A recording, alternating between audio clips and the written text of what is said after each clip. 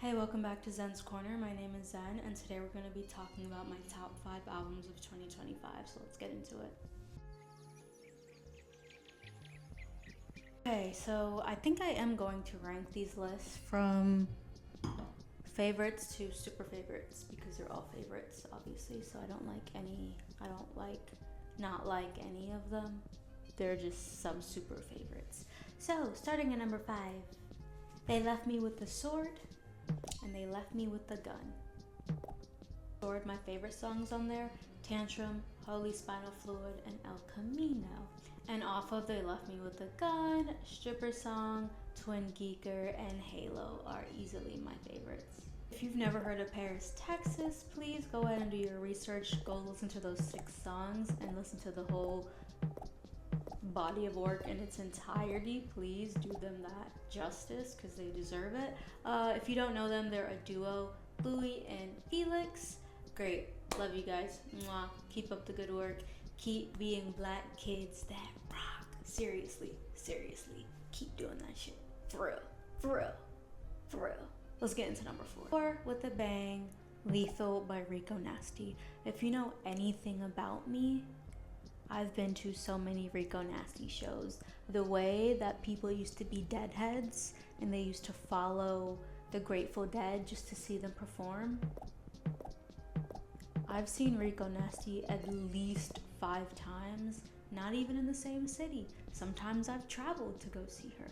I love Rico Nasty. I love the energy that she brings. I love the energy of her concerts. I love her fans.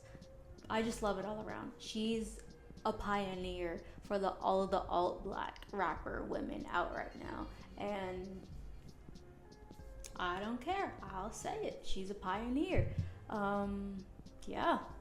Love me some Rico. Please send me tickets. My top 3 on that album are going to be Eat Me, Grave, and Son of a Gun. I think Rico Nasty is great. I think she makes great music. I think she has great visuals. There's nothing else to say about that. Number 3. I'm very surprised that it's number 3. I'm not gonna lie. It's the first album I heard at the start of the year. But it's number 3. I love it. I still love it nonetheless. Don't get me wrong. Eusexua by FKA Twigs. I love every time FKA Twigs drops because it feels like her music is more than music. It genuinely feels like an evolution of self. So the whole concept of Eusexua is just amazing. Now I have a video talking about that, but yeah, this album was amazing. Because we've literally had the entire year with this album, my final 3 songs for the remainder of the year, my favorite songs, is going to be Perfect Stranger, Striptease, and 24-Hour Dog. I feel like she has, a beautiful voice. Like, number 1, a beautiful voice. Sometimes her music frustrates me because I can't sing along because she's so good. Like, I can't get to that note. I just can't do it physically. But I love her music, and I'll never stop trying to sing the song. Don't get me wrong. I'm gonna sing it. It's not gonna sound good, but I'm gonna sing it. Wonderful body of work. She dropped the Afterglow version. I love it.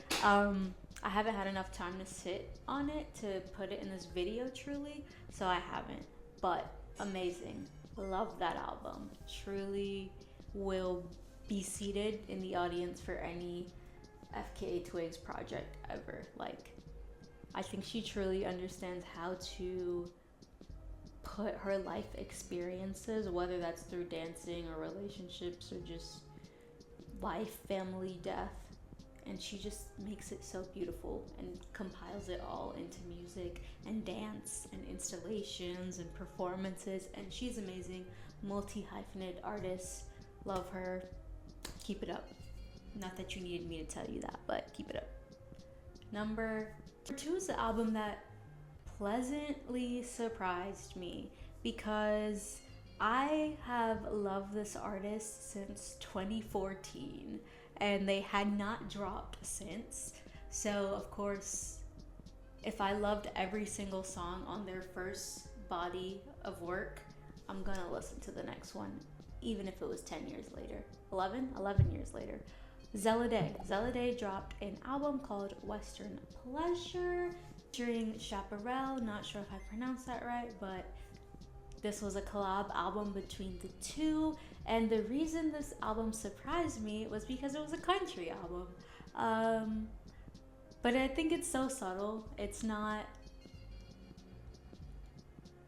like the country music horny like trope that we usually are turned off by. I think this was a beautiful album sonically.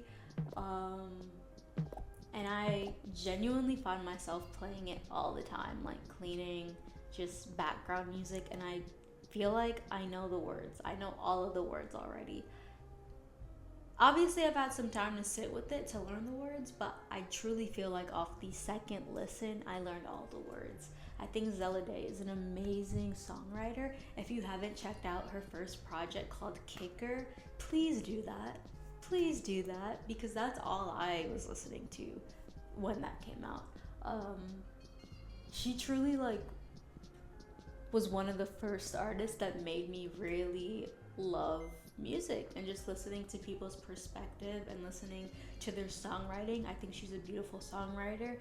She knows how to convey her message very clearly in her music, and you can feel it through her voice.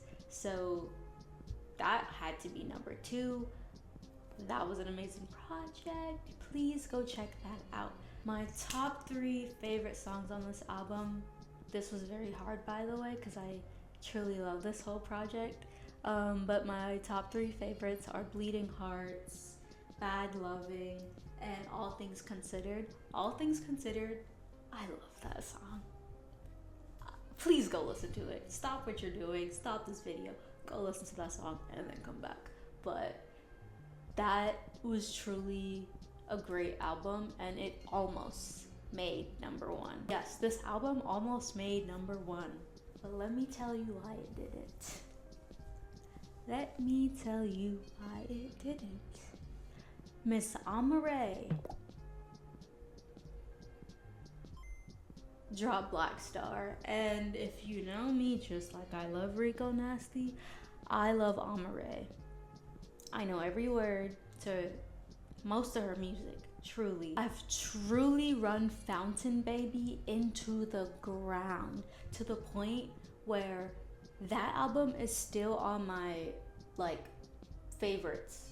It's still on my 2025 favorites. It's still on my 2025 favorites. So Black Star, why would that not also be a hit for hit? You know, why would it not be? The drama, the attention to the theme, the features, the feeling. That album is all feeling, okay? All feeling of feeling good, of feeling like nobody can touch you, you're a star. The Black Star. This project is so amazing. And I also love how everyone on this list, except for number 2, are just pioneers in my eyes, but pioneers in the music sense because of how individual they are. They're in their own lane, they're in their own niche, they're not really competing against anybody. I mean, I guess you could say Amaarae and the Afro beats, but no, I don't think any other girls are doing it in the manner she is, in the brash, cunty, in your face, I don't really care way. And I think it's amazing. Her talent, songwriting, all of that, fire, amazing. Number 1, easily. I could barely tell you my top 3 favorite songs, but I will. But just know it was hard. So the first one is gonna be the first song on the album, called Stuck Up. My second favorite is gonna be Miss 60, and my third favorite is really hard. I'm still looking at the album because I cannot pick.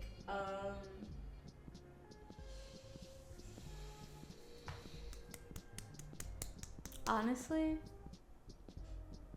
I want to go with like I'm gonna go with like Dream Scenario, but I'm not gonna lie. I'm not gonna lie. I'm going with Kiss Me Through the Phone because that song is so adorable. Like Pink Panthers did her justice on that song.